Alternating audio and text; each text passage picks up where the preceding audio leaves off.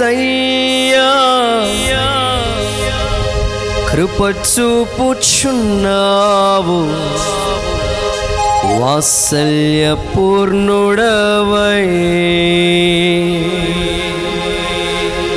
నా యేసయ్యా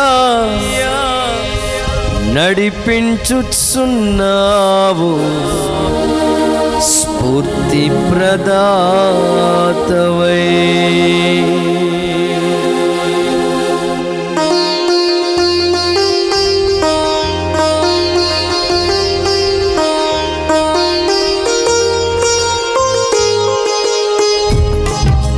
చప్పట్లు కొడుతూ యేసయ్య పరిశుద్ధ నామమును స్తుతించి ఘనపరచుదాం.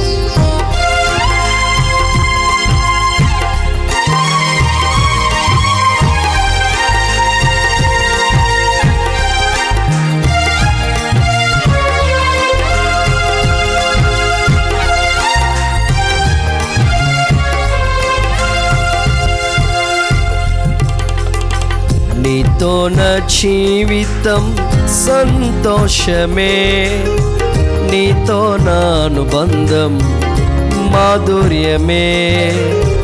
నీతో నా జీవితం సంతోషమే, నీతో నా అనుబంధం మాధుర్యమే. నా యేసయ్యా కృప చూపుచున్నావు, వాత్సల్య పూర్ణుడవై నా యేసయ్యా నడిపించుచున్నావు, స్ఫూర్తి ప్రదాతవై. ఆరాచుడా యేసయ్యా నీతో నా అనుబంధం మాధుర్యమే. ఆరాచుడా యేసయ్యా నీతో నా అనుబంధం మాధుర్యమే. అందరూ చప్పట్లు కొడుతూ ప్రభునామమును కనపరచుదాం.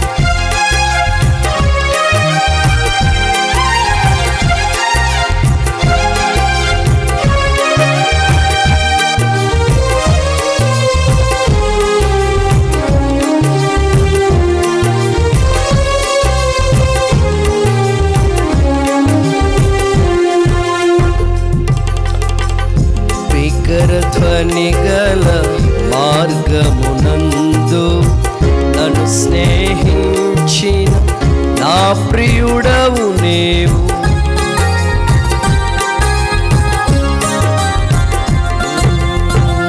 వికర ధ్వని గల మార్గమునందు నన్ను స్నేహించిన నా ప్రియుడవు నీవు. కలనైన మరువను నీవు నడిపిన మార్గం, క్షణమైన విడువను నీతో సహవాసం. కలనైన మరువను నీవు నడిపిన మార్గం, క్షణమైన విడువను నీతో సహవాసం. ఆరాచుడా యేసయ్యా నీతో నా అనుబంధం మాధుర్యమే. ఆరాచుడా యేసయ్యా నీతో నా అనుబంధం మాధుర్యమే.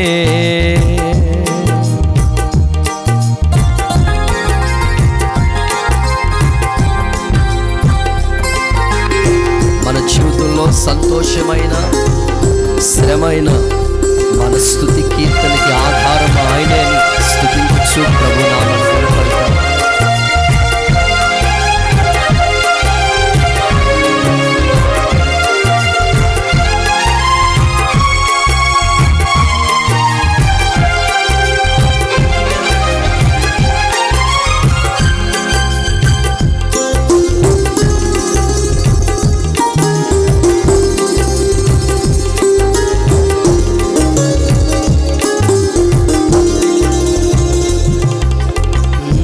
సంతోషమందైన శ్రమలయందైన నా స్తుతి కీర్తన ఆధారము నీవు.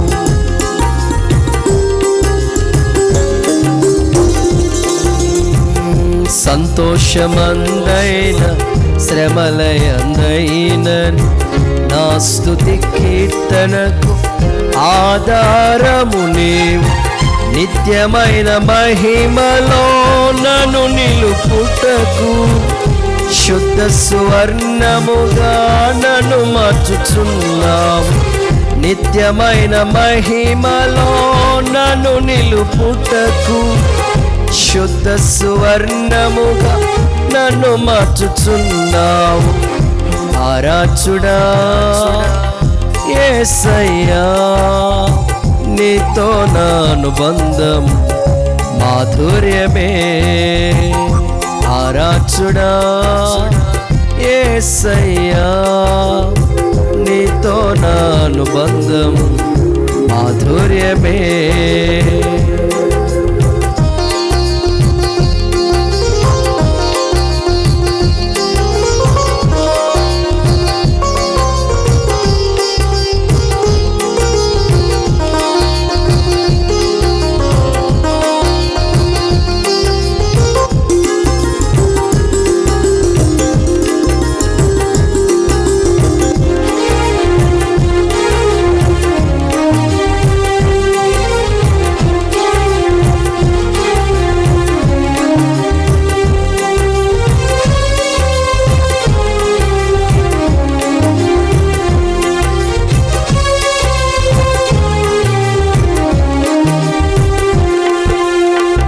ఆకాశమందుండి ఆశీర్వదించితివి, అభాగ్యుడనైన నేను కనికరింపబడి తిని.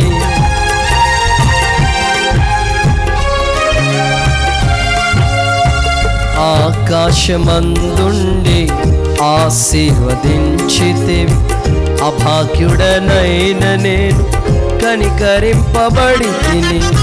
నీలో నిలుచుటకు బహుగా ఫలించుటకు నూతన కృపలతో నన్ను నింపుచున్నావు. నీలో నిలుచుటకు బహుగా ఫలించుటకు నూతన కృపలతో నన్ను నింపుచున్నావు. నీతో నా జీవితం సంతోషమే, నీతో నా అనుబంధం మాధుర్యమే. నీతో నా జీవితం సంతోషమే, నీతో నా అనుబంధం మాధుర్యమే. నా యేసయ్యా, కృప చూపుచున్నావు, వాత్సల్యపూర్ణుడవై నా యేసయ్యా నడిపించుచున్నావు, స్ఫూర్తి ప్రదాతవై. ఆరాచుడా యేసయ్యా, నీతో నా అనుబంధం మాధుర్యమే. ఆరాచుడా యేసయ్యా, నీతో నా అనుబంధం మాధుర్యమే. నీతో నా జీవితం సంతోషమే, నీతో నా అనుబంధం మాధుర్యమే. నీతో నా జీవితం సంతోషమే, నీతో నా అనుబంధం మాధుర్యమే. దేవుని పరిశుద్ధ నామానికి స్తుతి ఘనత మహిమ ప్రభావం కలుగును గాక. ఈ వాక్యాన్ని వీక్షిస్తున్న మీ అందరికీ నా హృదయపూర్వకమైన వందనాలు తెలియపరుస్తున్నాను. గడిచిన కాలాలన్నీ ప్రభువు తన కృపలో మనల్ని కాపాడుతూ నడిపిస్తూ ఉన్నారు. ఈ సమయంలో ఒక దేవుని వాక్యాన్ని మీకు అందించాలని నేను ఆశపడుతున్నాను. పరిశుద్ధ గ్రంథమైన బైబిల్లో నుండి కొలస్సీలకు రాసిన పత్రిక 3వ అధ్యాయం 1వ వచన భాగాన్ని చదువుకుందాం. మీరు క్రీస్తుతో కూడా లేపబడిన వారైతే, మీరు క్రీస్తుతో కూడా లేపబడిన వారైతే పైనున్న వాటినే వెదుకుడి, పైనున్న వాటినే వెతకండి. అక్కడ క్రీస్తు అక్కడ క్రీస్తు దేవుని కుడిపార్శ్వమున కూర్చుండి ఉన్నాడు. చదవండి. పైనున్న వాటి మీదనే గాని పైనున్న వాటి మీదనే గాని భూ సంబంధమైన వాటి మీద మనసు పెట్టకుడి. భూ సంబంధమైన వాటి మీద మనస్సు పెట్టకుడి అనే వాక్య భాగంలో చదువుకుంటున్న మాటను మనం చూస్తూ ఉన్నాం. దైవజనుడైన పౌలు అపోస్తలుడు ఒక శ్రేష్టమైన మాట సంఘానికి తెలియపరుస్తున్నాడు.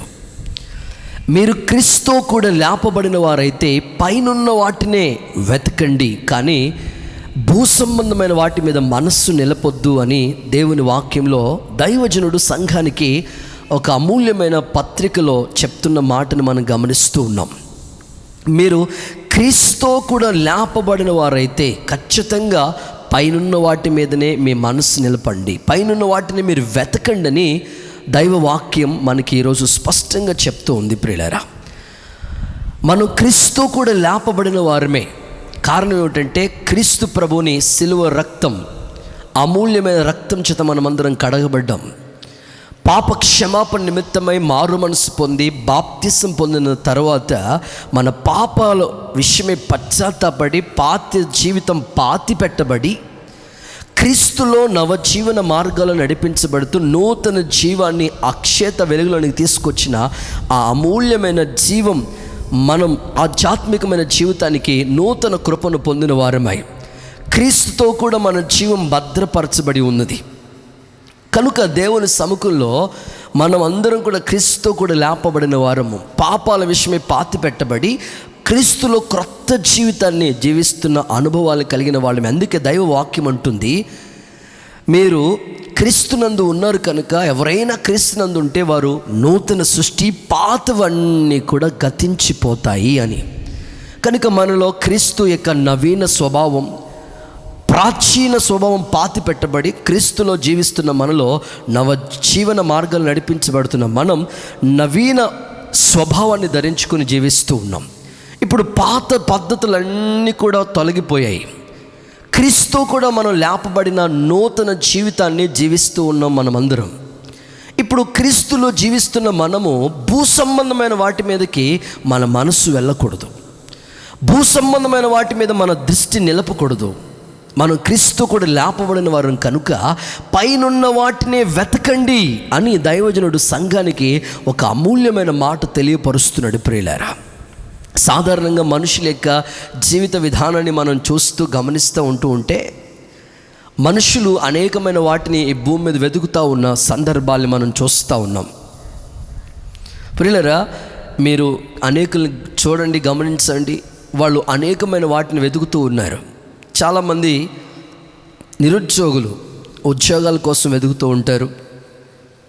వ్యాపారం చేసేవాళ్ళు లాభాన్ని వెతుకుతూ ఉంటారు. ఆ తర్వాత మీరు ఆలోచన చేస్తే చాలామంది ఇప్పుడు పెళ్ళిళ్ళు సీజన్ కనుక పెళ్ళిళ్ళ కొరకు ఈ కరోనాలో కూడా పెళ్ళిళ్ళు చేసేసుకోవాలని పెళ్లి సంబంధాలు తెగ వెతికేతా ఉన్నారు వాళ్ళు.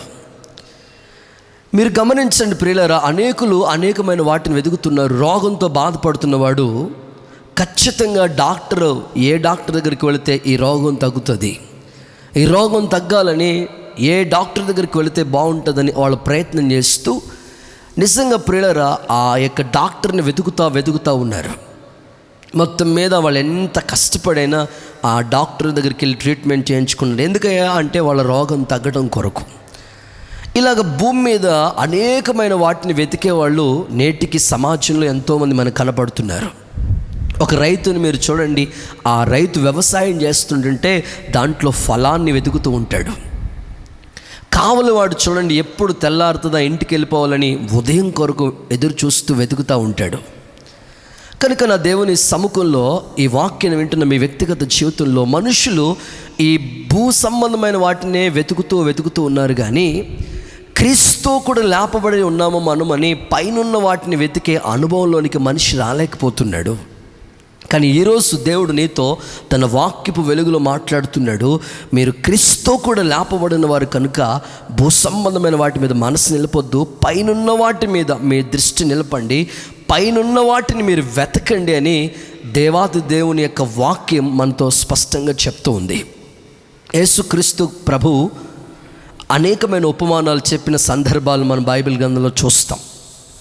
ప్రియులారా, గమనించినట్లయితే యేసు ప్రభు చెప్పిన ఉపమానాల్ని మనం చూస్తూ ఉంటే, బైబిల్ చదువుతూ ఉన్నప్పుడు మనకు అర్థమవుతుంది. ఒక వ్యక్తికి 100 గొర్రెలు ఉన్నాయట. ఈ 100 గొర్రెల్లో ఒక్క గొర్రె తప్పిపోయింది.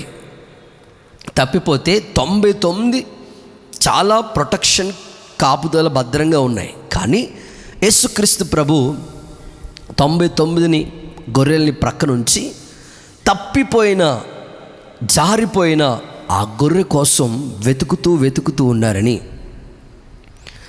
ఆ తప్పిపోయిన గొర్రె దొరికినప్పుడు తన వారితో, స్నేహితులతో సంతోషిస్తాడని ఆ అనేకమైన విషయాలు చెప్తూ 99 మంది మారు మనసు అక్కర్లేని వాళ్ళకంటే ఒక్క వ్యక్తి మార్పు చెందితే పరలోకంలో ఎంతో సంతోషమని నా ప్రభు చెప్పిన మాట మనకు జ్ఞాపకం చేసుకోవాలని ప్రభు ఈరోజు గుర్తు చేస్తూ ఉన్నాడు. ఇంకా యేసు ప్రభు చెప్పిన ఆ ఉపమానాలు మనం చదువుతూ ధ్యానిస్తూ ఉంటే, ఒక ఆమెకి 10 వెండి నాణాలు ఉన్నాయి. ఉన్న 10 ఒక్కటే తప్పిపోయింది, పోగొట్టుకుంది. అయితే ఆ పోయిన వాటి కోసం ఒక దీపాన్ని వెలిగించి ఆ ఇంటినంతటిని కూడా చీపురు తీసుకుని ఊడ్చి వెతికినప్పుడు ఆ పోగొట్టుకున్న నాణం దొరికితే ఆమె చాలా సంతోషించింది. తన చెలికత్తులతో కూడా చాలా సంతోషించిన సందర్భాల్ని బైబిల్ గ్రంథంలో మనం చూస్తూ ఉన్నాం.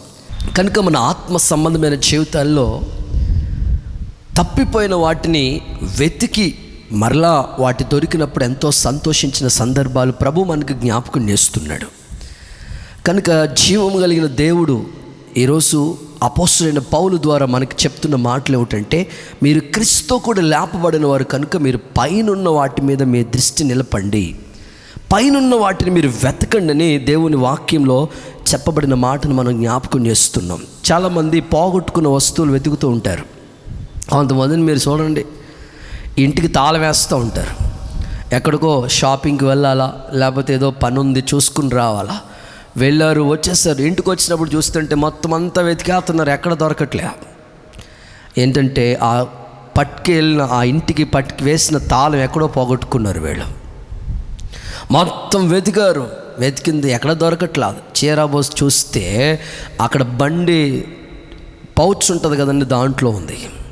ఇంకా దొరికిన తర్వాత పొద్దున్న అంతా వెతికేశానని, అది ఎప్పుడైతే దొరికిందో చాలా హ్యాపీ ఫీల్ అవుతారు. మీ ఆధ్యాత్మికమైన జీవితంలో కూడా లోక సంబంధమైన వాటిని వెతుకుతున్నప్పుడే మీకు ఎంత సంతోషాలు ఉంటూ ఉంటాయి. అసలే పైనున్న వాటిని వెతుకుతూ ఉంటే మన జీవిత విధానం ఎంత ఆశీర్వాదకరంగా ఉంటుందో మరొకసారి ఆలోచించాలి. కానీ ఈ భూమి మీద నివసిస్తున్న మనుషులు ఎక్కువగా భూ సంబంధమైన వాటి మీద వాటి మీద దృష్టి నిలుపుతున్నారు. అంతెందుకండి, మీరు చాలామంది భక్తి చేసేవాళ్ళు ఉన్నారు మీలో. పొద్దున్న నిద్ర లేస్తే బైబిల్ చదువుతూ ఉంటారు. చాలా మంచిది, చదవండి. బైబిల్ చదువుతూ ఉంటారు. బైబిల్ చదివేటప్పుడు మీరు బైబిల్ చదువుతున్నప్పుడు దేవుని వాక్యం ఇలా వచ్చింది మీకు. బైబిల్ చదువుతున్నప్పుడు నేను నీకు జీవ కిరీటం ఇస్తాను అనే వాక్యం వచ్చింది. నువ్వేమంటావు తెలుసా? ప్రభువా, నాకు ఆ జీవ కిరీటం అప్పుడే వద్దు ప్రభువా, నాకు వద్దు తండ్రి. కొంచెం ముందుకెళ్ళిపోయి నిశ్చయముగా నేను అవును ఇదే కావాలి ప్రభువా అంటే, బైబిల్ చదువుతున్న మన మనసు ఎక్కడుందో తెలుసా? ఇంకా ఈ భూ సంబంధమైన వాటి మీదే ఉంటుంది.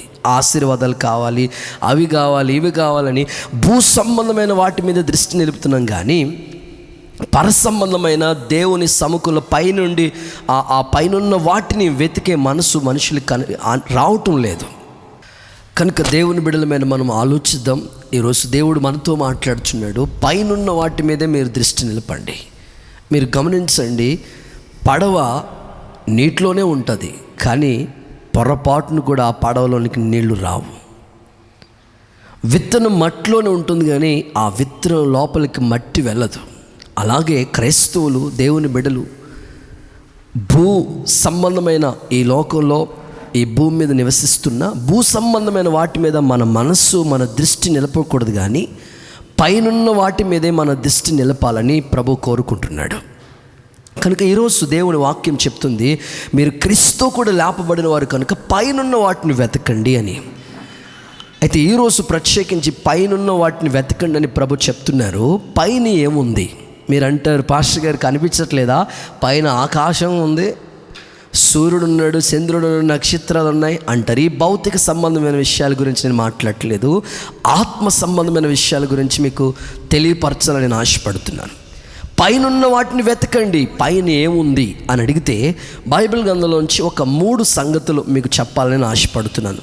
మొదటి మాట చదువుదాం. పరిశుద్ధ గ్రంథమైన బైబిల్లో నుండి గలతీయులకు రాసిన పత్రిక 4వ అధ్యాయం 26వ వచన భాగాన్ని చదువుకుందాం.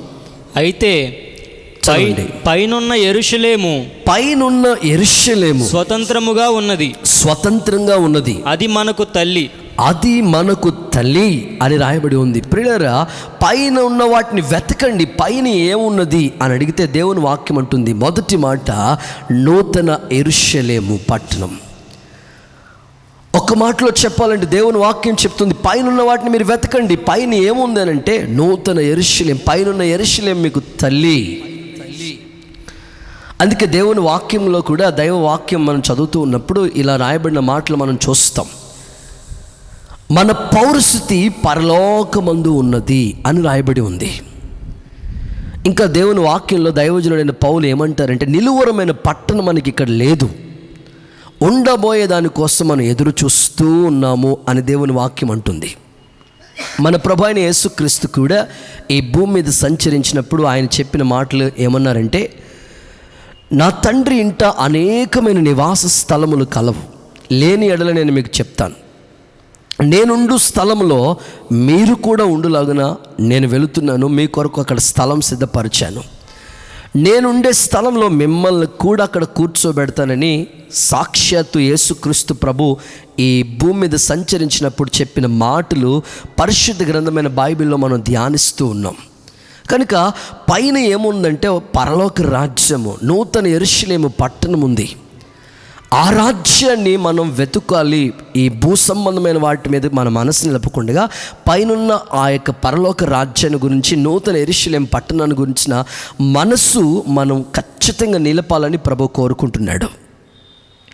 పరలోక రాజ్యాన్ని గురించి అనేకమైన మాటలు మనం చూస్తూ ఉంటాం. పరలోక రాజ్యంలో ఏముంది బ్రదర్ అని అంటే దేవుని వాక్యంలో మనం చూస్తాం, పరలోక రాజ్యంలో ఒక సింహాసనం వేయబడి ఉంది. ఆ సింహాసనం మీద మన ప్రభు సింహాసనసీనుడే కూర్చుని ఉన్నాడు. ఇంకా ఆ సింహాసనం చుట్టూ 24 సింహాసనాలు ఉన్నాయి, 24 పెద్దలు, 4 జీవులు, కేరూబులు, దేవదూతలు, స్ఫటిక సముద్రము, గొర్రె పిల్లయే దీదీప్యమానమైన వెలుగు, కోటి సూర్యుల కంటే ప్రకాశమైన ఆ నూతన యెరూషలేం పట్టణం, ఆ మహిమ కలిగిన తేజస్సులో మనం ప్రవేశించబోతున్నాం. కనుక ఆ నిత్య రాజ్యాన్ని గూర్చిన అన్వేషణ, పరలోక రాజ్యాన్ని గూర్చిన ఆ బాధ్యత, ఆ భారం మన గుండెల్లో ఎప్పుడు కూడా మెదులుతూ ఉండాలని ప్రభు కోరుకుంటున్నాడు. కనుక పైనున్న వాటిని వెతకండి అంటే అర్థం ఏమిటంటే, పైన నూతన యెరూషలేం పట్టణం ఉంది, నిత్య రాజ్యం ఉంది.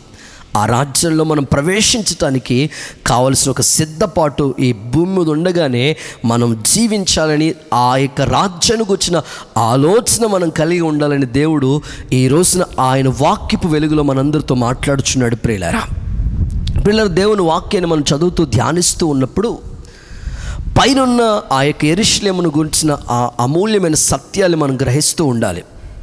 సర్వసాధారణంగా యెరూషలేము అనే ఆ మాటను మనం గమనిస్తూ ఉన్నప్పుడు 3 రకాల యెరూషలేముల గురించి రాయబడి ఉన్నాయి బైబిల్ గ్రంథంలో. ఒకటి, కనిపిస్తున్న ఈ భూమి మీద ఉన్న సంఘము ఒక యెరూషలేముకి పోల్చబడింది. మొత్తం ప్రపంచం అంతటికి మధ్య సెంటర్లో ఉన్న నడిబొడ్డైన యెరూషలేం, యేసుక్రీస్తు ప్రభు జన్మించిన ఆ సంచరించిన ప్రదేశాలు యెరూషలేం పట్టణం. చివరిది నూతన యెరూషలేం, పరలోక రాజ్యం, నూతన భూమి, నూతన ఆకాశం, ఆ యొక్క మహిమ కలిగిన వైభవం ఉన్నతమైంది. కనుక ఆ రాజ్యాన్ని గురించిన ఆలోచన మనం కలిగి ఉండి పైనున్న ఆ యెరూషలేం కొరకు మనం ఈ భూమి మీద ఉండగానే మనం ఆలోచిస్తూ, మన మనసంతా పరలోక సంబంధమైన వాటి గురించిన ఆలోచిస్తూ ఉండాలని, అన్వేషిస్తూ ఉండాలని దేవుడు ఈరోజు మరొక్కసారి తన వాక్యపు వెలుగులోంచి మనతో మాట్లాడుచున్నాడు. ప్రియులారా, అందుకే శిష్యులు యేసు ప్రభుతో అనేకమైన విషయాలు మాట్లాడుతూ ఉంటారు. యేసు ప్రభు అంటారు శిష్యులతో, ఏమని చెప్పారు తెలుసా? ఆకాశ పక్షులు చూడండి, అవి విత్తవు కొయ్యవు, కోట్లలో కూర్చుకో, ఏమి తిందుమా, ఏమి తాగుదామా, ఏమి ధరించుకుందామని ఈ భూ సంబంధమైన వాటి మీద ఎందుకు మీరు మనసు నిలుపుతారు? మీరు వాటికంటే శ్రేష్ఠులు కనుక మీరు నా రాజ్యాన్ని, నా నీతిని మొదట వెతకండి, ఆ తర్వాత మీకు కావలసినవన్నీ ప్రభు ఇస్తారని దేవుని లేఖన భాగంలో మనం చూస్తాం, గమనిస్తూ ఉంటాం. ఇప్పుడు దేవుని లేఖన భాగంలో ఒక వాక్యాన్ని మాత్రం నేను మీకు చదివించాలని ఆశపడుతున్నాను. ఫిలిప్పీలకు రాసిన పత్రిక 3వ అధ్యాయం 20వ వచన భాగాన్ని మనం చదువుకున్నట్లయితే, మన పౌరస్థితి పరలోకమందున్నది, పరలోకములో ఉన్నది. చాలు, మన పౌరస్థితి అయితే పరలోకంలో ఉంది కనుక ఆయన రాజ్యాన్ని, ఆయన నీతిని మనం మొదట వెతికితే అప్పుడు అవన్నీ మనకు అనుగ్రహించబడతాయి. కనుక నిత్య రాజ్యమును గుర్చిన ఆసక్తి, ఆలోచన, అన్వేషణ ప్రతి ఒక్కరూ ఈ భూమి మీద ఉండగానే మన మనసు పర సంబంధమైన వాటి మీద దృష్టి నిలిపేటట్లుగా ఉండాలని దేవుడు కోరుకుంటూ ఉన్నాడు. ప్రియులారా, ఒక సందర్భాన్ని బైబిల్ గ్రంథంలోంచి నేను మీకు తెలియపరచాలని ఆశపడుతున్నాను. ఎందుకంటే కనిపించే ఈ భూమి ఒక రాబోతున్న దినాలలో పంచభూతములు మహావేంద్రములతో లయమైపోయే రోజు రాబోతుంది. కనిపించేవి సూర్యుడు, చంద్రుడు, నక్షత్రాలు ఇవన్నీ కూడా ఒక దినం రాబోతున్నాయి. ఈ ఆకాశం, నక్షత్రాలు రాలిపోతాయి, ఆకాశ శక్తులు కదిలిపోతాయి. కనుక భూమి మైనం వలె కరిగిపోయిన పరిస్థితులు ఎదురవుతున్నాయి. కనుక ఇలాంటి పరిస్థితుల మధ్యలో మనం గుర్తించాలి, ఇప్పటికే ఎన్నో తెగుళ్ళు, కరువు, భయంకరమైన శ్రమలు, వీటన్నిటి మధ్యలో మానవుని యొక్క జీవితం ఇప్పటికే అనేకమైన మరణ ఘోషాలు వింటూ ఉన్నాం. ఇలాంటి ప్రతికూలమైన పరిస్థితుల్లో ప్రభుని జ్ఞాపకం చేసేది ఏంటంటే, నీ దృష్టి పైనున్న వాటి మీదే నిలపాలి, పైనున్న వాటిని నువ్వు వెతకాలి అని దేవుడు నీకు జ్ఞాపకం చేస్తుండే. ఆ నూతనమైన యెరూషలేమైన ఆ పరలోక రాజ్యానికి వచ్చిన అన్వేషణ నీకు రావాలి అని దేవుడు ఆశపడుతున్నాడు. ప్రియులారా, బైబిల్ గ్రంథంలో ఒక సంఘటన నేను మీకు జ్ఞాపకం చేస్తాను. యేసుక్రీస్తు ప్రభు చెప్పిన అమూల్యమైన సత్యాలన్నీ కూడా నేటి దినంలో క్రైస్తవ్యానికి ఎంతో మంచి గుణపాఠం నేర్పిస్తున్నాయి. యేసుక్రీస్తు ప్రభు మన కొరకు కల్వరి శిలువలో కపాలమును అర్థమిచ్చే గొల్గతా కొండపై ఆకాశానికి భూమికి మధ్యలో సిలువలో ప్రాణాన్ని త్యాగం చేశారు. అన్యాయపు తీర్పు పొందిన యేసు ప్రభుని యూదులు సిలువ వేశారు. సిలువకు అప్పగించబడిన సమయంలో యేసు ప్రభుని సిలువేస్తున్నప్పుడు ఆయనతో పాటు ఇద్దరు దొంగల్ని, కుడివైపు ఒక్కడిని, ఎడంవైపు మరొక్కడిని, యేసుక్రీస్తు ప్రభుతో పాటు వాళ్ళిద్దరు దొంగల్ని కూడా సిలువ వేసిన సందర్భాలు మనం చూస్తాం. అయితే ఆ ఇద్దరు దొంగల్ని మనం గమనిస్తూ ఉంటుంటే సిలువలో దొంగ మొదటోడు అంటూ ఉంటాడు, ప్రభా నీవే రక్షకుడు అయితే, నీవే దేవుడు అయితే నిన్ను రక్షించుకో, నన్ను కూడా రక్షించు, నువ్వు సిలువ దిగు, నన్ను దించు అంటున్నాడు. వీడి మనసు అంతా ఎలా ఉందంటే, భూ సంబంధమైన ఇంకా నేను ఈ భూమి మీద బతకాలి, ఇంకా ఈ భూమి మీద ఏదో సాధించాలని, నువ్వు రక్షించుకో, నన్ను రక్షించు అంటున్నాడు.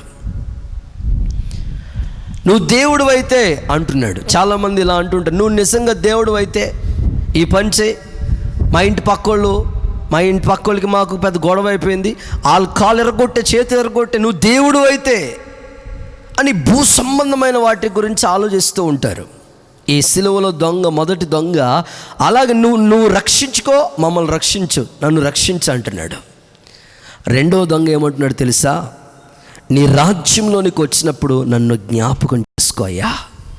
అంటే సిలువ వేయబడుతున్న ఆ సమయంలో సిలువలో దొంగకి పరసంబంధమైన దృష్టి, ఎంత అద్భుతమైన ఆలోచన చూడండి.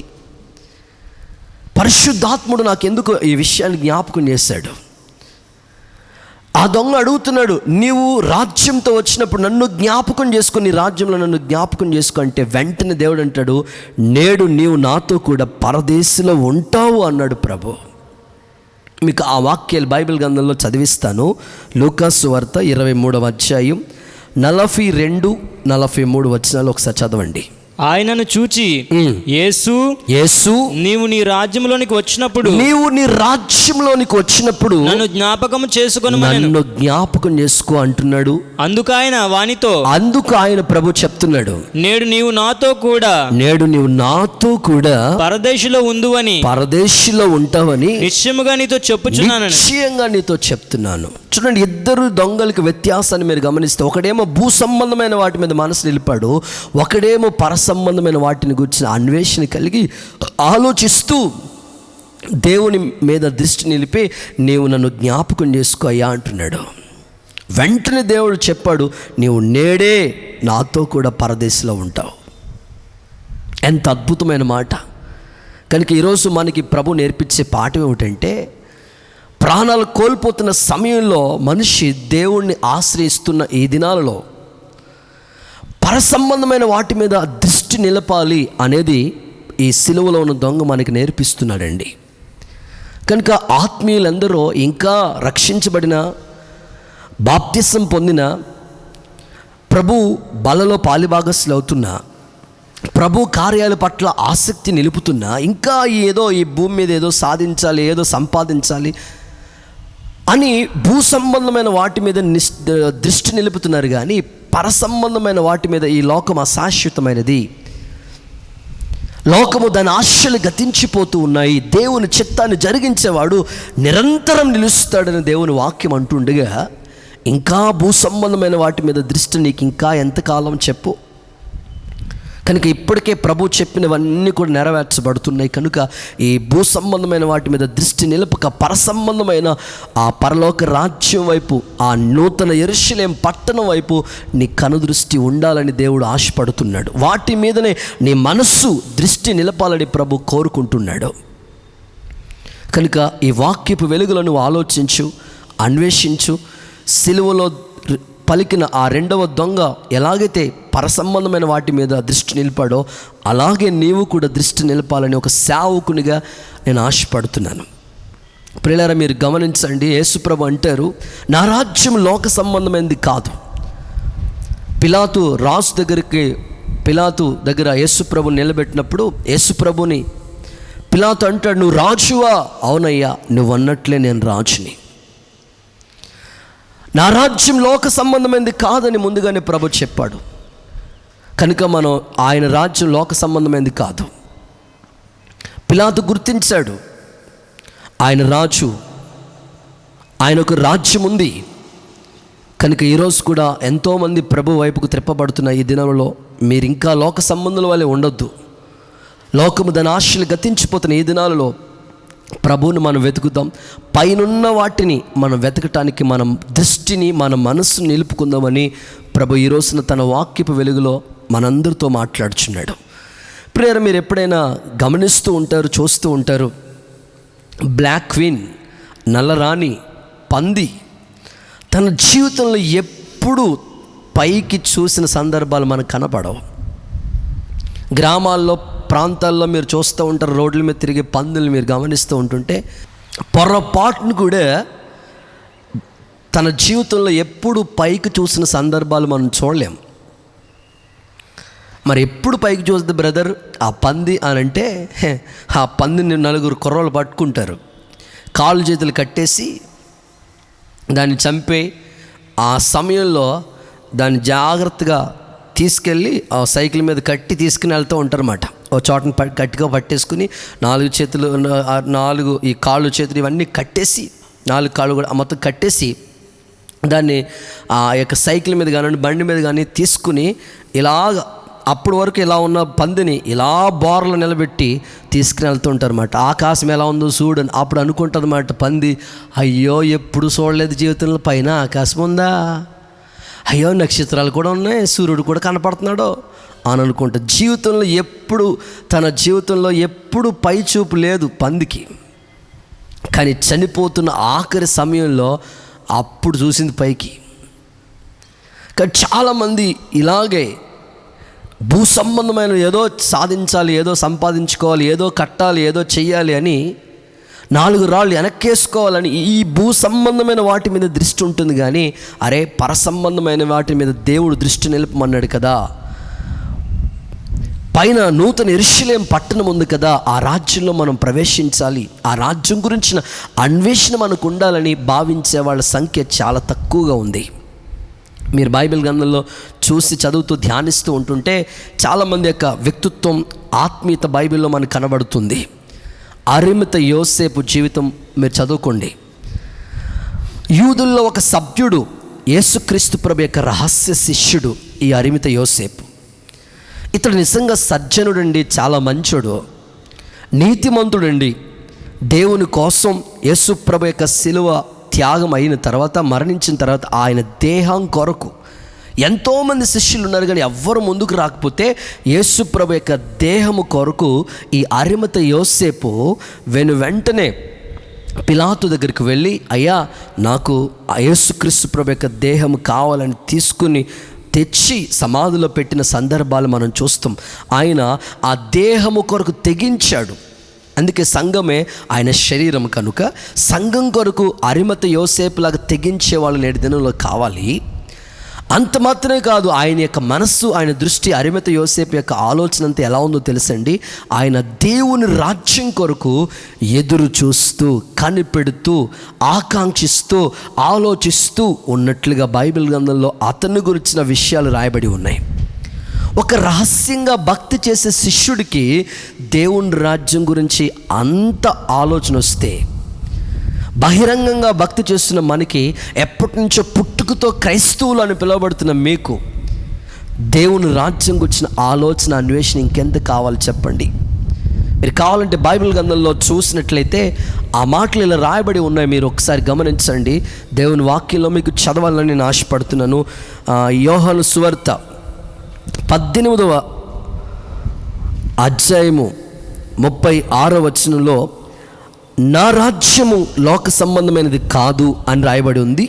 మార్కు సువార్త 15వ అధ్యాయం 43వ వచన భాగంలో, గనుక సాయంకాలమైనప్పుడు అరిమత యోసేపు తెగించి పిలాతు దగ్గరికి వెళ్ళి యేసు దేహము తనకిమ్మని అడిగాను. యేసయ్య దేహము నాకిమ్మని అడిగాడు. అతడు ఘనత వహించిన ఒక సభ్యుడు దేవుని రాజ్యం కొరకు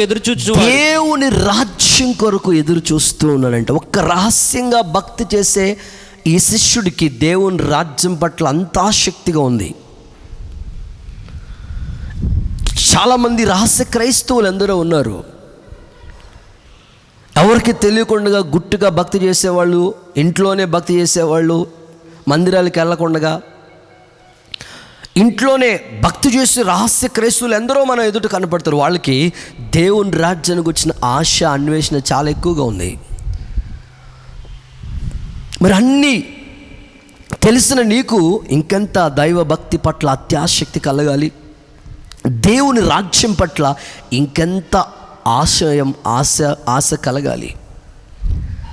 కనుక ఈ భూ సంబంధమైన వాటి మీద నువ్వు దృష్టి నిలపొద్దు, పైనున్న వాటిని వెతకండి అని చెప్పినట్లు పైనున్న ఆ నూతన యెరూషలేము పునాదులు గల పట్టణాన్ని, ఆ రాజ్యాన్ని, నిత్య సియోన్, ఆ రాజ్యంలో అడుగుపెట్టే ఆ ధన్యతని మనం సంపాదించుకున్నట్లుగా అరిమత యోసేపు వలె మనం కూడా ఆయన రాజ్యం కొరకు ఎదురు చూద్దాం. ప్రభు మేఘాల మీద రాబోతున్నాడు. ఆయన వచ్చినప్పుడు ఖచ్చితంగా వధువు సంఘం సిద్ధపడిన వారిగా ఉండాలి. ఆయన వచ్చినప్పుడు ఎత్తబడే గుంపులో మనం ఉండడం కొరకు ఈ భూమి మీద ఉండగానే ఆ పరలోక సంబంధమైన ఆలోచన, అన్వేషణ మీకు రావాలి. యేసు ప్రభు చెప్పిన ఉపమానాలన్నింటినీ మీరు గమనించండి. అందుకే యేసు ప్రభు పరలోక రాజ్యం ఎలా ఉంది అని అడిగితే, పరలోక రాజ్యము 10 మంది కన్యకల్ని పోలి ఉందని చెప్పి, అందులో 5 బుద్ధి కలిగిన కన్యకులు ఉన్నారు, 5 బుద్ధి లేని కన్యకులు ఉన్నారు. పెండ్లి కుమారుడు వచ్చాడు. వచ్చినప్పుడు ఈ బుద్ధి లేని కన్యకలు వాళ్ళ ఎదుట దివిటిల్లో నూనె సిద్ధం చేసుకోలేని పరిస్థితిలో ఉండి, దీపాలు ఆరిపోయిన పరిస్థితిలో ఉన్నాయి. కానీ బుద్ధి కలిగిన కన్యకులు వాళ్ళ దివిటీలు వెలుగుతున్నాయి, నూనె సిద్ధంగా ఉంది. పెండ్లి కుమారుడు వచ్చిన వెంటనే ఆయనతో పాటు వాళ్ళు ఎత్తబడే గుంపులో ఉన్నారు. కనుక మరి ఒకసారి మనం ఆలోచిద్దాం ఈ విషయాల్ని. వాళ్ళు ఎంత పరసంబంధమైన వాటి మీద దృష్టి ఉంటే వాళ్ళు సిద్ధపడి ఉండగలుగుతారు. కనుక ఇన్ని విషయాలు బైబిల్ గ్రంథంలో మనకి సూటిగా తేటగా ప్రతిసారి ప్రభు తన వాక్యపు వెలుగులో మనతో మాట్లాడుతున్నాడు. కనుక ఇంకా మీరు ఈ భూ సంబంధమైన వాటి మీదే ఏదో ఆలోచన కలిగి ఉంటే పర సంబంధమైన వాటిని పోగొట్టుకుంటాం, ఆ నిత్యరాజ్యాన్ని పోగొట్టుకుంటాం. కనుక వెలుపటి చీకట్లో వేయవలన పరిస్థితి మనకు ఎదురవుతాయి. కనుక విడవబడిన పరిస్థితి ఏ ఒక్కరికి రాకూడదు. ఈ ఆలోచన కలిగి పైనున్న వాటి మీదనే మీ మనస్సు మీ దృష్టి నిలపాలని, అక్కడ నూతన యెరూషలేము పట్టణం పరలోక రాజ్యం ఉందని, వాటిని గురించిన అన్వేషణ ఆలోచన మీరు కలిగి జీవించాలని ఒక సేవకుని నేను ఆశపడుతున్నాను. దేవుడు ఈ మాటల ద్వారా మిమ్మల్ని బలపరిచి ఆయన రాజ్యం కొరకు మిమ్మల్ని అందరినీ సిద్ధపరిచి ఆయన రాజ్యం కొరకు ఆయుత్తపరచునుగాక. ఆమేన్. పిల్లల రెండవ సందర్భాన్ని కూడా నేను మీకు చెప్తాను. పైనున్న వాటినే మీరు వెతకండి, పైన ఏముంది అని అడిగితే బైబిల్ గ్రంథంలో మరొక సంగతి కూడా నేను మీకు చెప్తాను. యాకోబు పత్రిక 3వ అధ్యాయం 17వ వచన భాగాన్ని చదువుకుందాం. అయితే పైనుండి వచ్చు జ్ఞానము మొట్టమొదట పవిత్రమైనది, అది ఆ తర్వాత సమాధానకరమైనది, మృదువైనది, సులభంగా లోబడేది, కనికరముతోను మంచి ఫలములతో నిండుకొనినది, పక్షపాతమైనను వేషధారణైనను లేనిదై ఉన్నది. చాలు. చదవబడిన వాక్య భాగంలో పైనున్న వాటిని వెతకండి అని అన్నారు. పైన ఏమున్నది అని అంటే దేవుని వాక్యం చెప్తుంది పైనుండొచ్చు జ్ఞానము అన్నారు ఇక్కడ. అంటే రెండవది దైవ జ్ఞానము. పైనుండి వచ్చు జ్ఞానము, అది దేవుని జ్ఞానం, దైవ జ్ఞానాన్ని మనం వెతకాలి. అక్కడ ఆ యాకోబు గారు రాసిన తన పత్రికలు మనం చూస్తూ గమనిస్తూ ఉంటే 3 రకాల జ్ఞానాల గురించి ప్రారంభంలో మాట్లాడారు. లోక సంబంధమైన జ్ఞానం ఉందంట, ఆ తర్వాత ప్రకృతి సంబంధమైన జ్ఞానం ఉందట, దెయ్యాల జ్ఞానం కూడా ఉందంట. వీటి మీద మీరు దృష్టి నిలపకండి, ఇవి మీకు వద్దు, కానీ పైనుండొచ్చు జ్ఞానాన్ని మీరు సంపాదించుకోండి, పైనున్న జ్ఞానాన్ని మీరు పొందుకోండి అని యాకోబు గారు తన పత్రికలో చెప్తూ ఆ పైనుండొచ్చు జ్ఞానం ఎలా ఉంటుందో అనేకమైన విషయాలు చెప్పాడు. కనుక ఈ లోక సంబంధమైన జ్ఞానాలు చాలామందికి చాలా రకాల జ్ఞానాలు ఉన్నాయి. ప్రస్తుతం అంతా జ్ఞానం బాగా పెరిగిపోయింది. టెక్నాలజీ, ఇంటర్నెట్, ఫేస్బుక్, వాట్సాప్, ఆ తర్వాత ప్రతి వస్తువుని మనిషిని కనుగొన్నాడు, గాల్లో ప్రయాణం చేస్తూ ఉన్నాడు. ఇవన్నీ విలువైన ఎన్నో ఈ భూమి మీద వస్తువులన్నీ కూడా మనిషి టెక్నాలజీతో జ్ఞానంతో కనుగొన్నాడు. దేవుడి కంట మనిషిని కొంచెం తక్కువగా ప్రభు చేశారట. కనుక ఇప్పటికే అనేకమైన వస్తువుల్ని, అనేకమైన వాటిని మనిషి కనుగొన్నాడు. అన్నీ ఉన్నాయి, మనిషికి చాలా రక సంబంధమైన జ్ఞానాలు ఉన్నాయి. కానీ పైనుండి వచ్చే జ్ఞానం, ఆ దైవ జ్ఞానం లేని వారుగా మనుషులు ఈ భూమి మీద ఉంటూ ఉన్నారు. కనుక మీ వ్యక్తిగత జీవితంలో పైనుండి వచ్చే జ్ఞానాన్ని మీరు సంపాదించుకోవాలి. కానీ ఈ భూ సంబంధమైన వాటిని, ఆ దెయ్యాల జ్ఞానాన్ని కానివ్వండి, ప్రకృతి సంబంధమైన జ్ఞానం కానివ్వండి, మనం సంపాదించుకోకూడదు. అది మనకి ఏమాత్రం ప్రయోజనకరమైనది కాదు. పిల్లలు చాలామంది ఉంటూ ఉంటారు. ప్రస్తుత దినాల్లో పిల్లలు ఎంత దారుణంగా తయారయ్యారో మనం చూస్తూ ఉన్నాం. రాత్రంతా టీవీ పెట్టుకుని చూస్తుందంట ఓ పాప, రాత్రంతా టీవీ పెట్టుకుని చూస్తుంది. 5 సంవత్సరాల పాప సినిమాలు చూసి చూసి చూసి చాలా తెలివితేటల జ్ఞానం బాగా సంపాదించేసుకుంది. తెల్లారినప్పటికీ వాళ్ళ అమ్మతో అంటుందంట, మమ్మే, అమ్మోయ్, మమ్మే నాకు పెళ్లి చేయవా అంటుంది. ఒరే నీ వయసు ఎంత అమ్మాయి? 5 సంవత్సరాలు కదా. 5 సంవత్సరాలు నీకు ఇప్పుడు ఎవరు చెప్పారో పెళ్లి చేయమని? అది రాత్రి నేను సినిమాలో టీవీలో చూశాను, పెళ్లి చేయవా అంటుందంట. అంటే పిల్లలు ఏం నేర్చుకుంటున్నారో ఒకసారి మీరు ఆలోచించండి. ఈ సినిమాలు, ఈ లోక సంబంధమైన వాటిని అన్నిటిని చూసి వాళ్ళకి ఏ జ్ఞానం వస్తుందో మీరు ఆలోచించండి. అంటే నిజంగా చెప్పుకోవాలంటే వాళ్ళకి ప్రకృతి సంబంధమైనవి, ఈ భూ సంబంధమైన జ్ఞానాలు, ఎన్నో టెక్నాలజీ, వాళ్ళకి బోల్డ్ అంత జ్ఞానం ఉంది, కానీ దైవ జ్ఞానం వాళ్ళకి లేదు. మీకు చిన్న సెల్ ఫోన్ వాళ్ళ చేతిలో పెట్టండి, మీకన్నా బాగా ఆపరేట్ చేస్తారు వాళ్ళు. లోక సంబంధమైన విషయాలు అన్నీ బాగా తెలుసు వాళ్ళకి. మనకన్నా పిల్లలకి చాలా బాగా తెలివితేటలు పెరిగిపోతున్నాయి. దేవుడు అంటాడు, ఇవి ఏవి కూడా ఉపయోగం లేవు, కానీ పైనుండొచ్చు ఆ జ్ఞానాన్ని మీరు సంపాదించుకోండి. ఎందుకంటే మీరు క్రీస్తుతో కూడా లేపబడిన వారు కాబట్టి మీరు పైనున్న వాటిని వెతకాలి. పైనున్న ఆ జ్ఞానాన్ని మీరు సంపాదించుకోండి అని దేవుడు ఆయన వాక్యం ద్వారా మనకు చెప్తున్న మాటను మనం గమనిస్తూ ఉన్నాం. పిల్లల కొన్ని సందర్భాలు, కొన్ని విషయాలు మీకు బైబిల్ గ్రంథంలోంచి జ్ఞాపకం చేస్తాను. ఈ దెయ్యాల జ్ఞానము, ఈ ప్రకృతి సంబంధమైనవన్నీ ఎలా ఉంటాయంటే అక్కడ చెప్తున్నాడు, ప్రతి వివాదము, ప్రతి ఒక్క అల్లరి, ప్రతి నీచకార్యం ఎక్కడ ఉంటుందో ఈ లోక సంబంధమైన జ్ఞానం అక్కడ ఉంటుంది. చూడండి, నేడు దినాలు ఎన్నో అల్లర్లు, గొడవలు, వివాదాలు, గొడవలు ఇవన్నీ ఎదురవుతున్నాయి. ఇది భూ సంబంధమైన జ్ఞానం ఉంది కనుకనే అలాంటి వాటిని వాళ్ళు ఉన్నారు. కానీ పైనుండి వచ్చే జ్ఞానం ఎలా ఉంటుందంటే అది మొట్టమొదట పవిత్రతను కోరుకుంటుందట, సమాధానంగా సులభంగా లోబడుతుందట, మంచి ఫలాలు, పక్షపాతం ఉండదంట, వేషధారణ అంతకన్నా ఉండదట. అలాంటి పైనుండి వచ్చే ఆ జ్ఞానాన్ని మీరందరూ కలిగి ఉండాలని ఒక సేవకునిగా నేను ఆశతో ఈ మాటలు నేను మీకు తెలియపరుస్తున్నాను. ప్రియులారా, చాలామంది పైనుండి వచ్చే ఆ జ్ఞానాన్ని సంపాదించుకోవడానికి ప్రయాసపడుతున్నారు. మనం కూడా ఆ పైనుండి వచ్చే జ్ఞానాన్ని ప్రభువు దగ్గర నుంచి మనం సంపాదించుకోవడానికి ప్రయాసపడతాం. అందుకే గిబియోను అనే ఎత్తైన స్థలానికి వెళ్ళిపోయి చిన్న వయసులోనే, ప్రభా ఎంత రాజ్యాన్ని పరిపాలించడానికి నాకు తెలివితేటలు, జ్ఞానం లేవు కనుక నువ్వు బుద్ధి వివేకములు కలుగు చేసే ఆ జ్ఞానాన్ని నాకు ఇవ్వండి, చిన్న వయసులోని రాజు అయిన సొలొమోను దేవుణ్ణి జ్ఞానం అడుగుతాడు. ఐశ్వర్యాన్ని అడగలేదు, ఘనతను అడగలేదు, దీర్ఘాయువును అడగలేదు, బుద్ధి వివేకం కలిగిన ఆ దైవ జ్ఞానాన్ని నాకు ఇవ్వండి అని అడిగితే ఆశ్చర్య రీతిగా దేవుడు అతనికి జ్ఞానంతో పాటు ఇవి సకల ఆశీర్వాదములు, ఈవులన్నీ ప్రసాదించాడు. సొలొమోను యొక్క జ్ఞానం, కీర్తి ఎంతగా ప్రసిద్ధి చెందిందంటే ఆయన జ్ఞానం కొరకు ఆయన కీర్తి ఏకంగా షేబా దేశపు రాణి అక్కడి నుంచి వచ్చారు ఆయన యొక్క తెలివితేటలో జ్ఞానాన్ని చూసి, అంతగా వ్యాప్తి చెందింది. హీరాము రాజు ఉన్నాడు, ఆ రాజు కూడా ఈ సొలొమోను యొక్క జ్ఞానాన్ని చూసి ఆశ్చర్యపోయాడు. షేబా దేశపు రాణి ఏమంటుందంటే, అయ్యా నీ గురించి విన్నది కొంచెమైతే ఇక్కడికి వచ్చిన తర్వాత చూసిన తర్వాత నాకు ఆశ్చర్యం అనిపిస్తుంది అన్నది. అంటే అంత జ్ఞాన పండితుడిగా సొలొమోను మహారాజు ఉన్నాడు. ఎంత జ్ఞాన సంపన్నుడిగా ఉన్నాడు అంటే తన దగ్గరికి 2 స్త్రీలు వచ్చారు న్యాయం కొరకు. 2 పిల్లలు ఉన్నారు.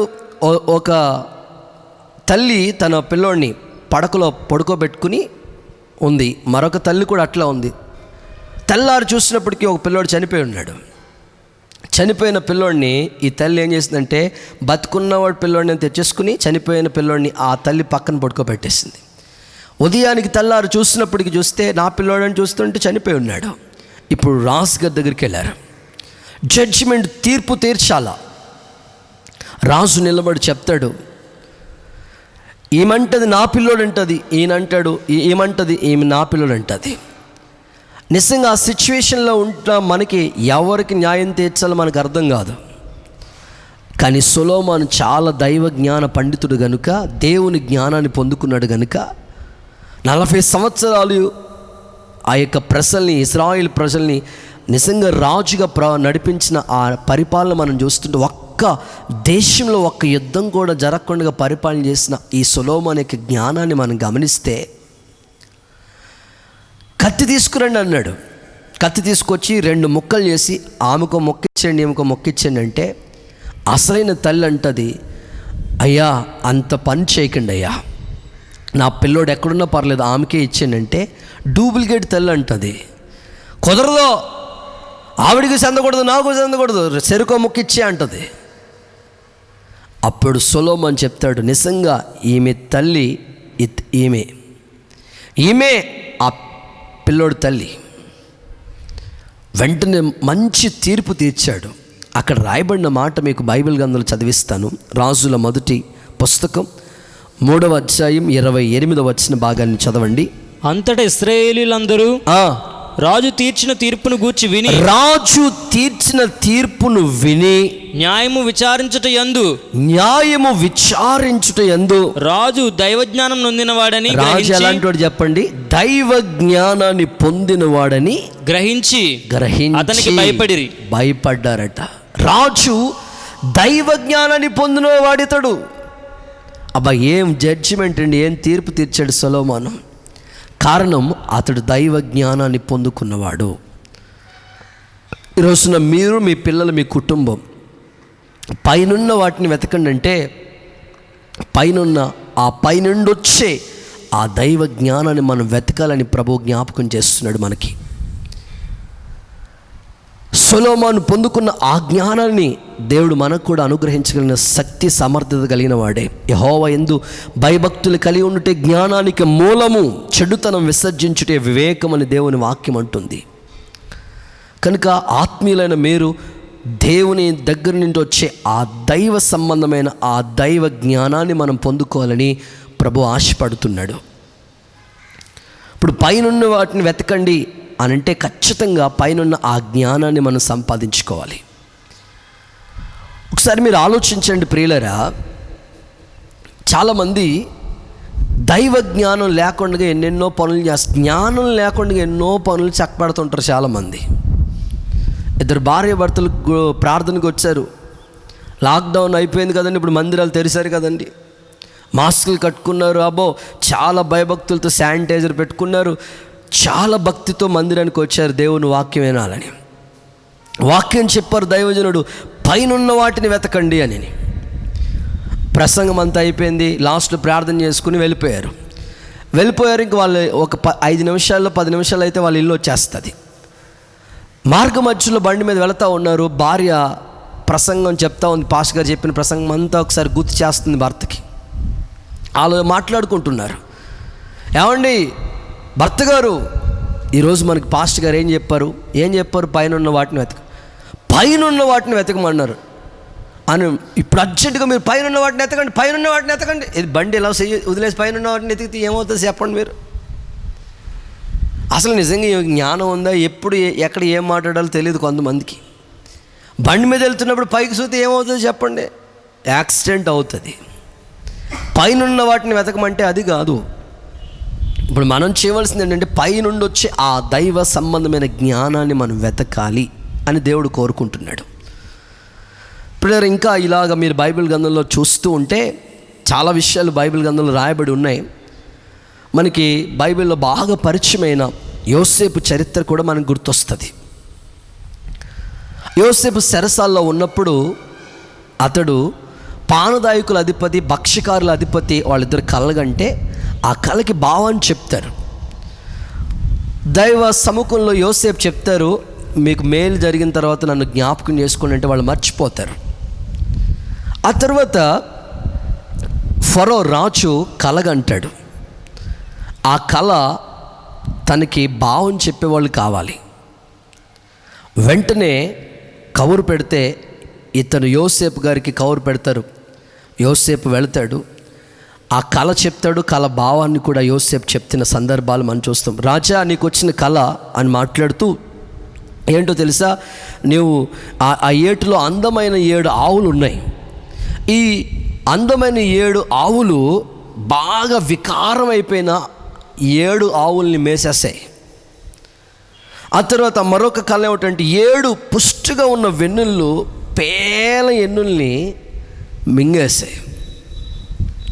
ఇది కళ. దీనికి భావం ఏమని చెప్పాడంటే, అయ్యా రాజా, ఇంకొక 7 సంవత్సరాలు సమృద్ధి, 7 సంవత్సరాల సమృద్ధి ఉంటుంది మన దేశంలో. ఆ తర్వాత 7 సంవత్సరాల భయంకరమైన కరువుతో అనుభవించాల్సి వస్తుంది. వెంటనే ఆ కళ భావాన్ని చెప్పినప్పుడు యోసేపును గురించి ఆ ఫరో ఏమన్నాడు తెలుసా? అయ్యా, నా రాజ్యంలో నీ వలే దైవ జ్ఞానం పొందినవాడు ఎవ్వరు నాకు కనపడలేదయ్యా.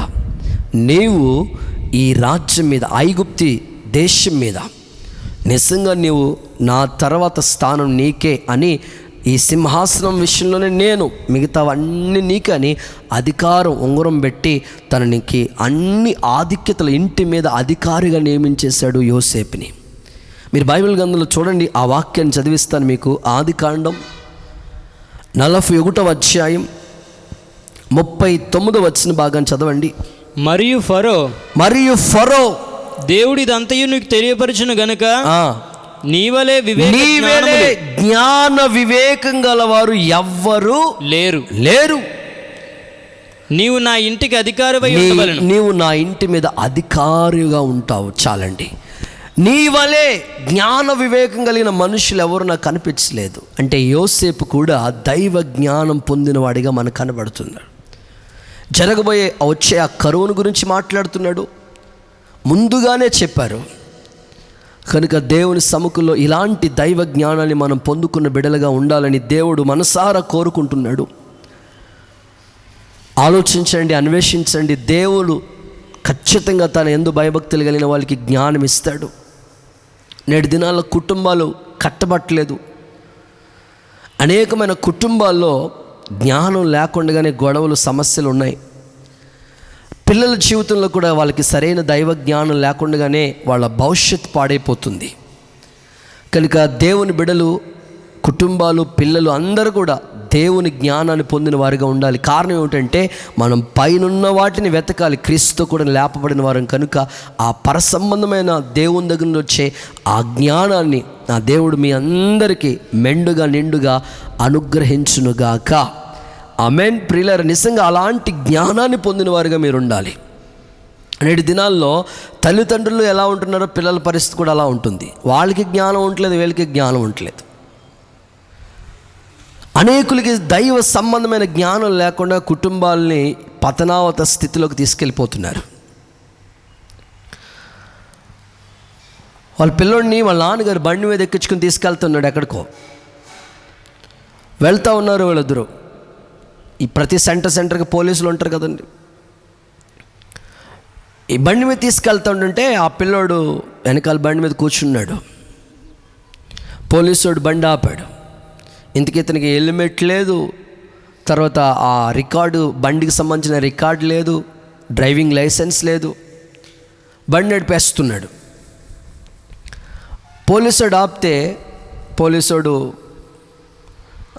నువ్వు ఆపు, బండి ఆపు, తీసుకెళ్ళి పోలీస్ స్టేషన్లో పెడతానని మాట్లాడుతున్నాడు. వెంటనే తన జేబులోంచి ఒక జాగ్రత్తగా 1000 రూపాయలు తీసి ఆయన చేతిలో పెట్టాడు. చేతిలో పెట్టేటప్పుడు వెనకాల కూర్చున్న పిల్లోడు అంటున్నాడు, డాడీ నువ్వు ఇలాంటి పని చేయకూడదు కదా డాడీ, మనం ఇలా చేయకూడదు కదా డాడీ అంటే, రేయ్ అరుమై అందరూ అలాగే చేస్తున్నారు, మనం చేతి తప్పేమొచ్చింది, అందరూ అలా చేస్తున్నారా అంటే వెంటనే ఆ 1000 రూపాయలు చదివించేసి జాగ్రత్తగా తప్పించుకుని వెళ్ళిపోయారు. కొద్ది రోజులు అయిన తర్వాత ఈ పిల్లోడు పరీక్షలు వచ్చినాయి, ఎగ్జామ్స్ వచ్చినాయి. ఎగ్జామ్ హాల్కి వెళ్ళాడు. పరీక్షలు రాస్తూ ఉన్న సమయంలో వాళ్ళ నాన్న బాగా నేర్పెట్టినాడు. వెంటనే ఆ పక్కోడు దాంట్లో చూసి కాపీ కొడతా ఉన్నాడు, రాస్తూ ఉన్నాడు. అంతే ఆ ఇన్విజిలేటర్ చూసి తన్ని బయటికి పంపించాడు. ఎగ్జామ్ రాయకుండా ఇంటికి వచ్చేసాడు.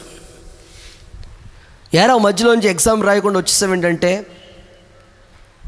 వాడంటాడు, ఏం పర్లేదు డాడీ, అందరూ అలా చేస్తున్నారని నేను చూసి కాపీ కొట్టాను, నన్ను బయటికి పంపించారు, ఏం పర్లేదు, ఓ 10,000 మన స్కూల్ టీచర్ గారికి ఇచ్చితే పాస్ చేయని చేతలే అంటున్నాడు.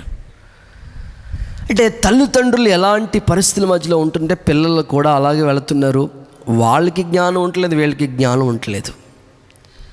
కనుక ఈ లోక సంబంధమైన తెలివితేటలు ఏవి కూడా నిత్యరాజ్యాన్ని మనం తీసుకెళ్ళలేవు, మన పిల్లల్ని ప్రయోజకులుగా చేయలేవు. కనుక ఆ పరలోక సంబంధమైన దేవుని దగ్గర నుంచి వచ్చే దైవ జ్ఞానం, అది పైనుండి వచ్చే జ్ఞానం. కనుక ఆ దైవ జ్ఞానాన్ని మనం సంపాదించుకుందాం, నిత్య రాజ్యం కొరకే మనం సిద్ధపడదాం. ఇట్టి కృప భాగ్యాన్ని దేవుడు మీకు మీ పిల్లలకి అనుగ్రహించాలని నేను మనస్ఫూర్తిగా ఆశపడుతున్నాను. దేవుడు ఇటువంటి కృప భాగ్యాన్ని దేవుడు మీ అందరికీ మెండుగా నిండుగా అనుగ్రహించునుగాక. ఆమేన్.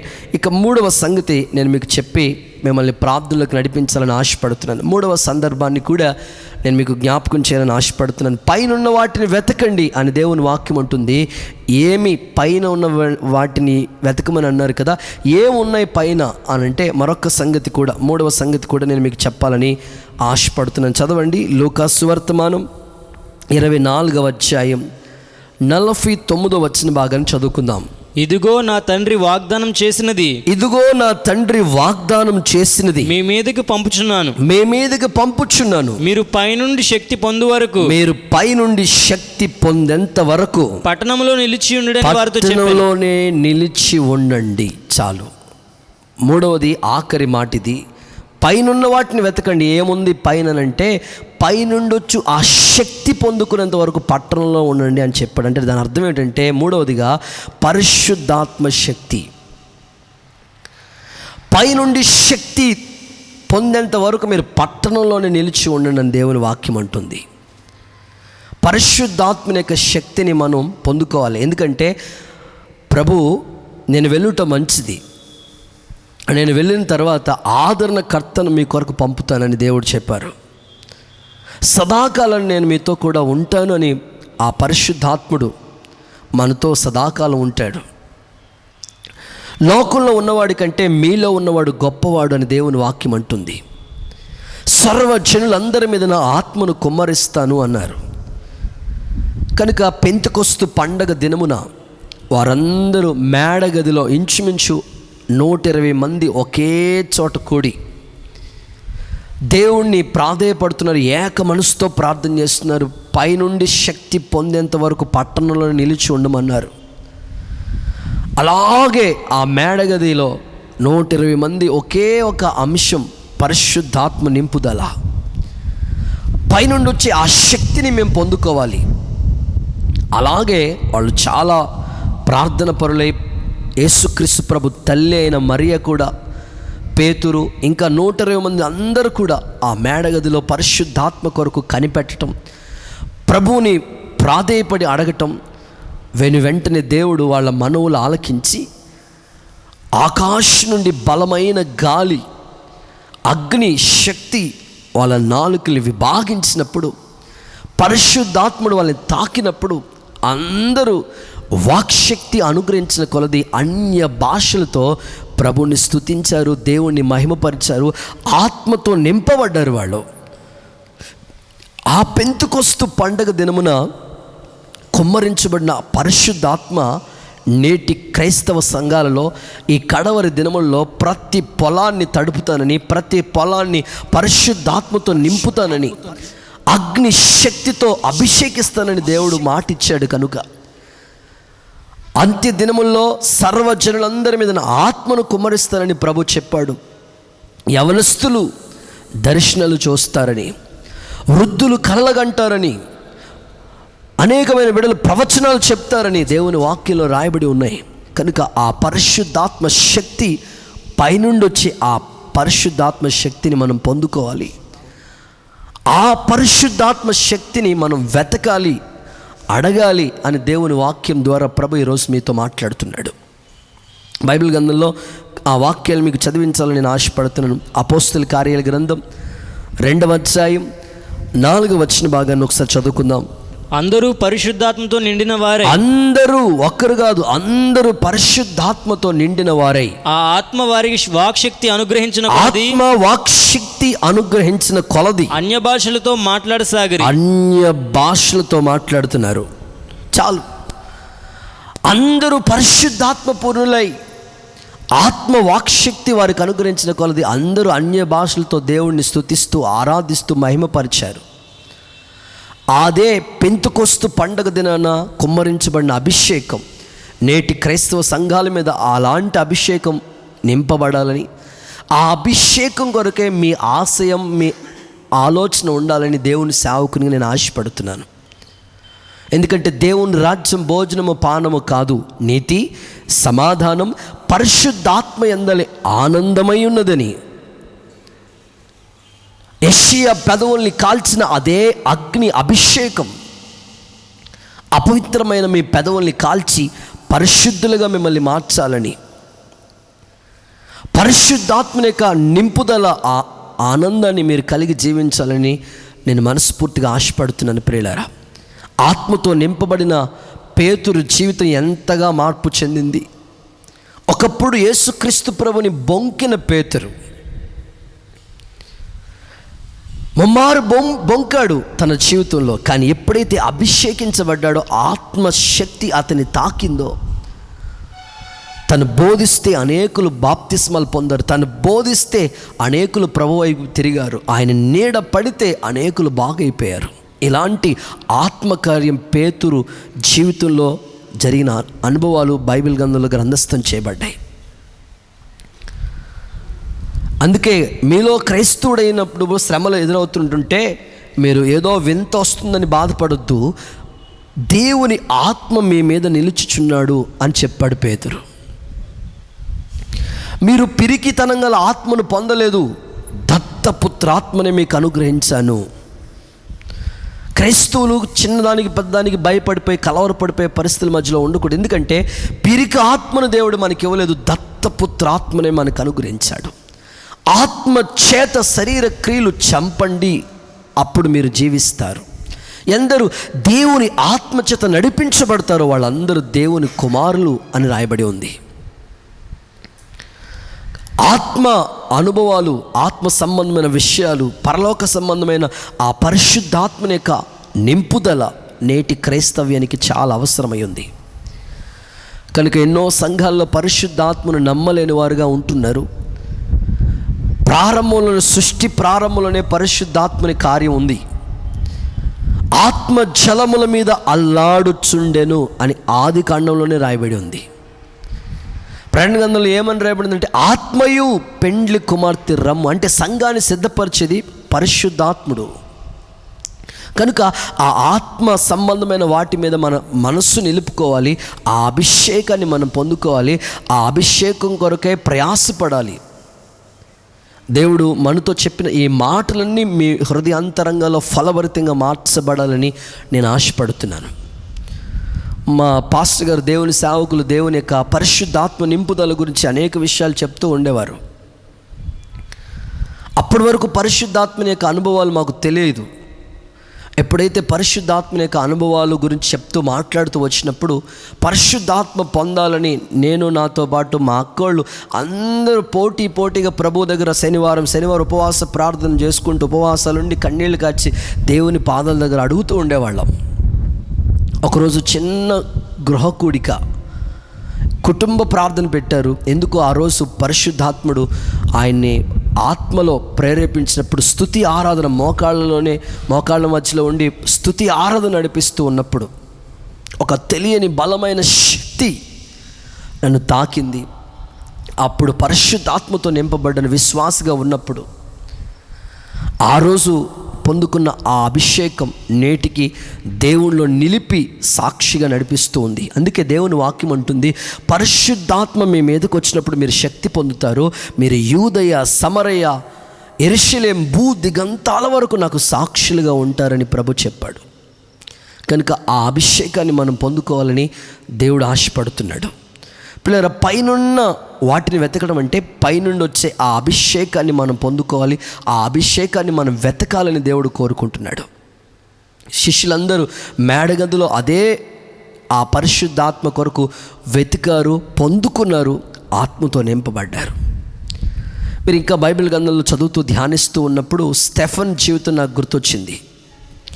వాస్తవంగా స్టెఫన్ మంచి యవనస్తుడిగా, తన జీవితం చాలా మంచి పేరు కలిగిన వాడిగా, ఆ కృపతో ఆత్మతో నింపబడిన వాడిగా మనకు కనపడుతుంటాడు. దేవుని కొరకు రోషం కలిగి భక్తి చేసిన స్టెఫన్ జీవితాన్ని మీరు చూస్తే తన్ని రాళ్లతో కొట్టి చంపాలని ప్రయత్నం చేస్తూ ఉన్నప్పుడు స్టెఫన్ చేసిన పనేంటో తెలుసండి, ఆకాశం వైపు చూశాడంట. మీరు చదవండి ఆ వాక్య భాగాన్ని ఒకసారి. అపోస్తుల కార్యాలు 7వ అధ్యాయం 55వ వచన భాగం. అయితే అతడు పరిశుద్ధాత్మతో నిండుకొనిన వాడై, పరిశుద్ధాత్మతో నింపబడిన వాడై ఆకాశము వైపు తేరు చూసి దేవుని మహిమను, యేసు దేవుని కుడి పార్శ్వమందు నిలిచి ఉండటను చూశాను. చాలండి. స్టెఫను రాళ్లతో కొట్టి చంపుతున్నప్పుడు రాళ్లతో కొట్టే వాళ్ళ వైపు చూడాలి, లేకపోతే ఆ శ్రమలో ఎవరో ఆదుకుంటారని, ఎవరో ఏదో సహాయం చేస్తారని వేరే వాళ్ళ మీద ఆధారపడాలి. ఆ సమయంలో కూడా ఎవ్వరి వైపు చూడలేదు, ఆకాశం వైపు చూశారంట. పరిశుద్ధాత్మతో నింపబడి తండ్రి కుడి పార్శ్వమున కూర్చున్న యేసు ప్రభుని చూశాడట. అసలు స్టెఫను ముఖము దేవదూత ముఖం వలె ఉందండి. స్టెఫను హతసాక్షి అయిపోయాడు దేవుని కొరకు, కానీ దేవుని ఆత్మ కార్యం తన జీవితంలో నెరవేర్చబడింది. ఈరోజు క్రైస్తవ్యంలో స్టెఫన్ లాంటి ఆత్మ అభిషేకం పొందుకున్న వాళ్ళు ప్రభు కొరకు సాక్షులుగా జీవించే క్రైస్తవ్యం చేయాలని ప్రభు మరొకసారి వాక్యపు వెలుగులో మనతో మాట్లాడుచున్నాడు. అందుకే దేవుని వాక్యంలో రాయబడిన మాటను మనం గమనిస్తాం. పరిశుద్ధాత్మను మీరు దుఃఖపరచకుడి అన్నాడు. ఆత్మను ఆర్పకుడి, మీరు ఆత్మపూర్ణులై ఉండండి అని దేవుని వాక్యం చెప్తుండగా, ఈ చివరి దినాల్లో, ఈ కడవరి కాలంలో, అంత్య దినాల్లో ఉన్న మన జీవితంలో పరిశుద్ధాత్మ పూర్ణులై, పరిశుద్ధాత్మలో ఆనందిస్తూ, పరిశుద్ధాత్మ యొక్క అనుభవాల్లో సాగిపోతూ, ఆత్మ నడిపించే ఆ నడిపింపులో సాగిపోతూ నిత్య రాజ్యం కొరకు మనం ఎదురు చూడవలసిన వారమే ఉండగా, ఆ పైనుండి వచ్చే ఆ శక్తిని పొందుకోవటానికి ఎదురు చూద్దాం. శిష్యులతో ప్రభు చెప్పాడు, పరిశుద్ధాత్మను పొందండి అని చెప్పాడు. తన్ను అడిగే వాళ్ళకి ఎంతో నిశ్చయముగా నా ఆత్మని ఇస్తానని ప్రభు చెప్పాడు. విధేయులకి అనుగ్రహించబడిన పరిశుద్ధాత్మ అని రాయబడి ఉంది.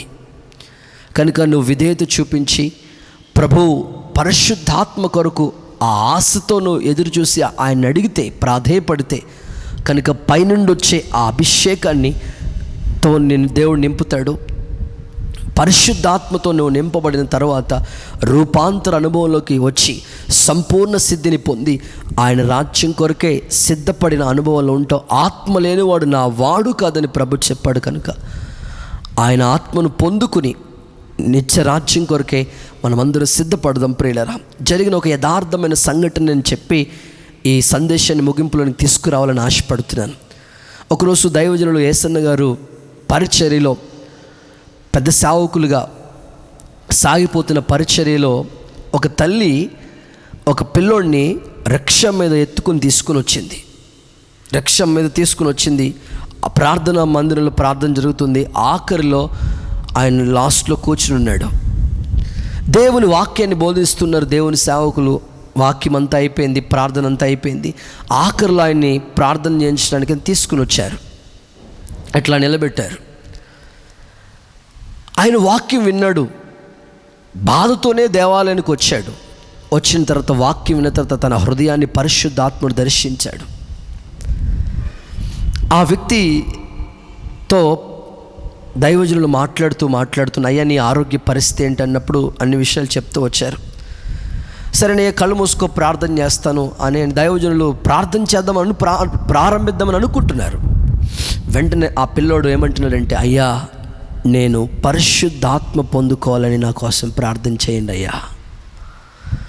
పిల్లలు ఒక్కసారి మీరు ఆలోచించండి.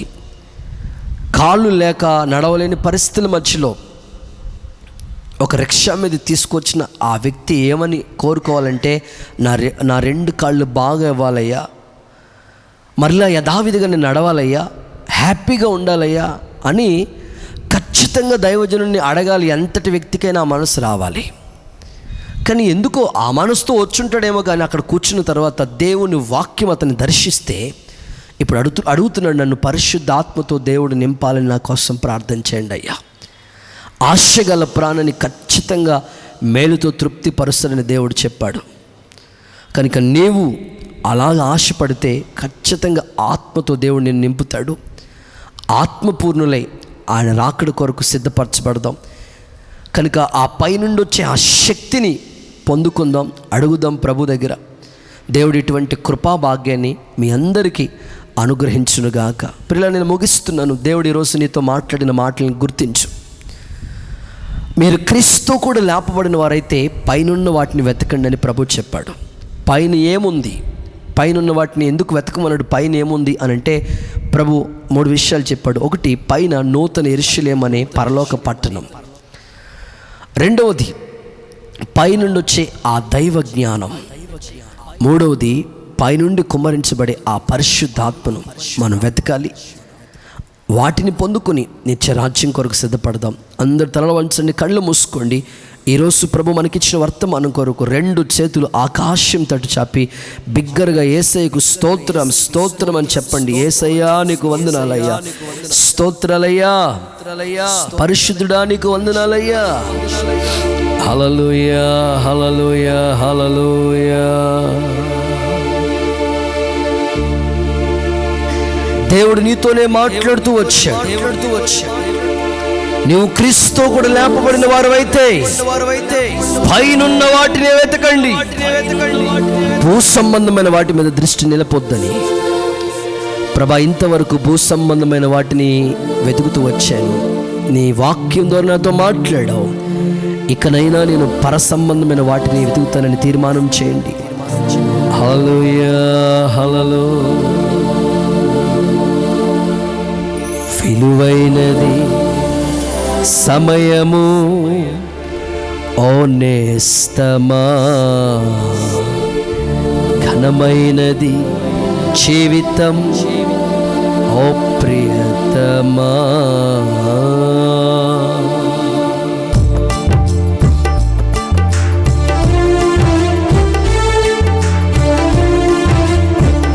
చప్పట్లు కొడుతూ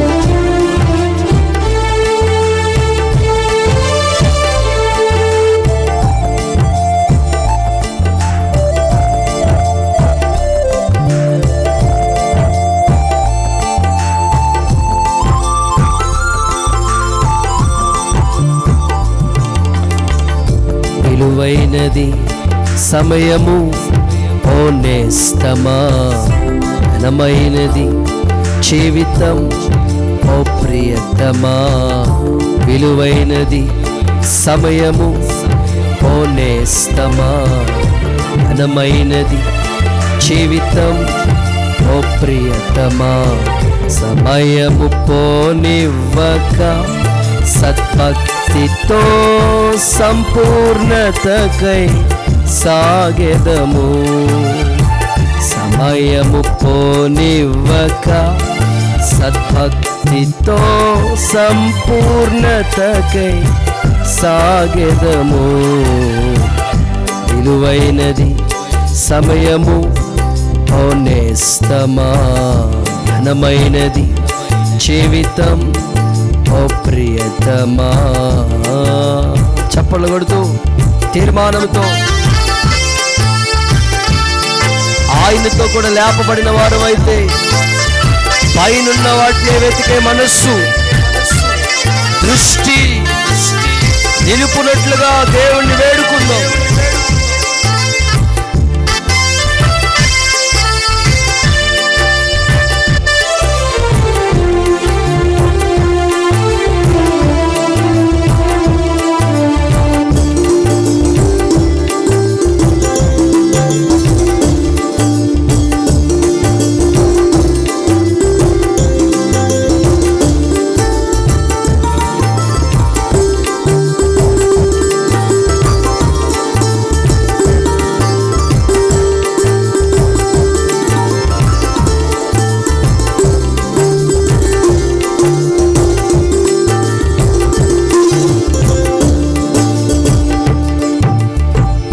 క్రీస్తుతో మనము లేపబడిన వారమై పైనున్న వాటినే వెతకిన ఎడల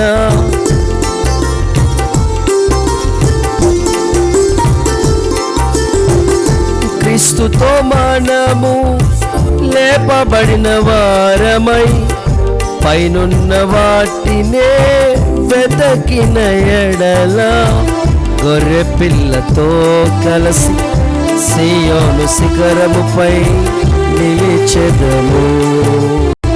గొర్రె పిల్లతో కలిసి సియోను శిఖరముపై నిలిచెదము.